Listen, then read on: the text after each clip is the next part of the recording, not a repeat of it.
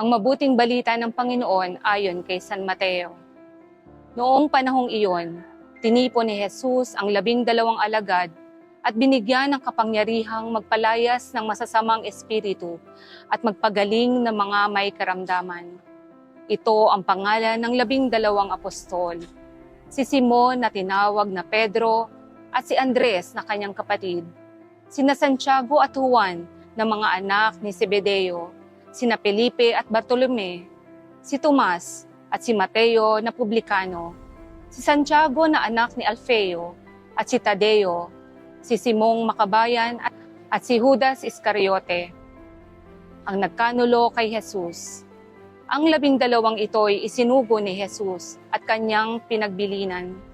Huwag kayong pupunta sa lugar ng mga hentil o sa alinmang bayan ng mga Samaritano. Sa halip ay hanapin ninyo ang mga nawawalang tupa ng sambayanan ng Israel. Humayo kayo at ipangaral ninyo na malapit ng maghari ang Diyos. Ang mabuting balita ng Diyos.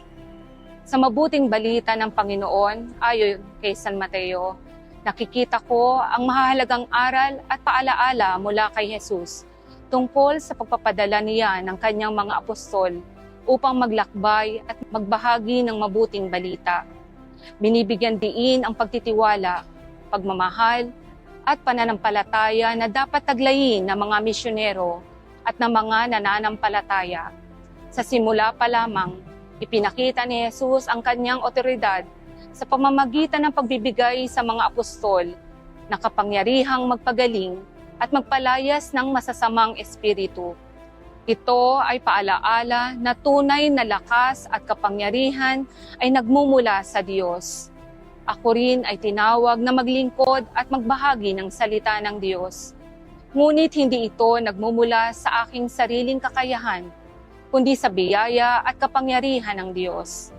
Ito rin ay isang palaala sa akin na ang misyon ay nagsisimula sa aking sariling komunidad at pamilya.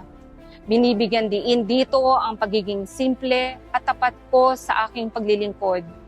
Hindi kailangan ng marangyang kagamitan o karangyaan, kundi ang pusong handang maglingkod at manampalataya sa Diyos. Ang tunay na misyon ay nakasalalay sa pagtitiwala ko sa Diyos na gagamitin ako bilang kanyang instrumento. Sa kabuuan ng Ebanghelyo, ito ay isang paanyaya na maging bukas ang ating puso sa pagtanggap ng tawag ng Diyos. Ipinapakita dito na ang ating misyon ay hindi lamang isang gawain, kundi isang paraan na pagpapakita ng pagmamahal at paglilingkod sa Diyos at sa kapwa. Ang Diyos ang nagbibigay sa atin ng lakas at gabay upang magtagumpay sa kabila ng mga hamon.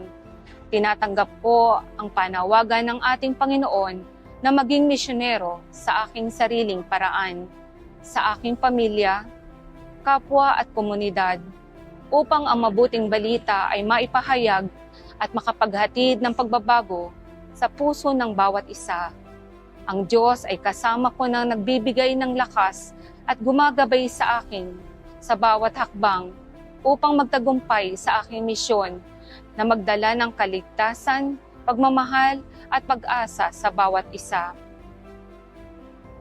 Ama naming Diyos, nagpapasalamat po ako sa iyong walang hanggang pagmamahal at kabutihan.